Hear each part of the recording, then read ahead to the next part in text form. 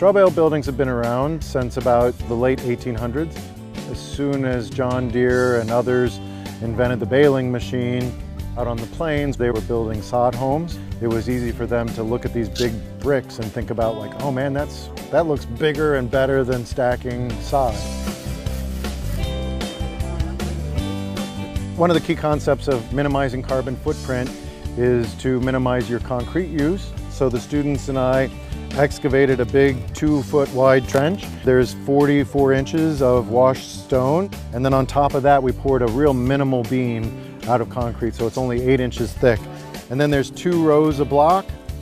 And then basically just a sill plate that the straw rests on top of. And the straw is just like big building blocks. Okay. We're getting ready to put these box beams on the top, and they'll connect down to these rods that go down into the foundation, and that will compress these walls and make them really firm and stout. The roof won't actually rest on the straw walls. We'll have a post and beam inside, and the roof will set on that post and beam.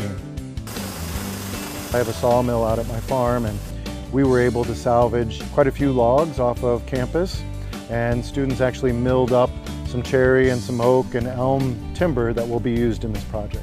So some of Central Campus is represented up here, and North Campus as well, with the timber that's going to be used in this project.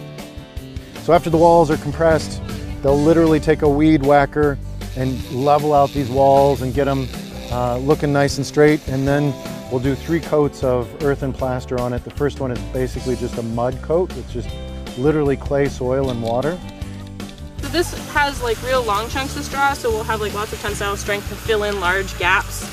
But when we do the final adobe, we want something that's much smoother, so we have a shredder over there to take down these long chunks to like itty bitty pieces of like paper shredded straw that will then mix with clay and sand to make a much finer mix. And then our final coat will be basically the same with a little bit less straw and some lime putty in it, and the lime will make it more waterproof. So it should make it more weather durable and also harder to the touch. The students actually were real proactive thinking about a little solar system for this, so they wrote a Planet Blue grant, and Programming the Environment is supporting that as well. And this will be, to the best of my knowledge, the first official University of Michigan building that's 100% solar powered and 100% off the grid.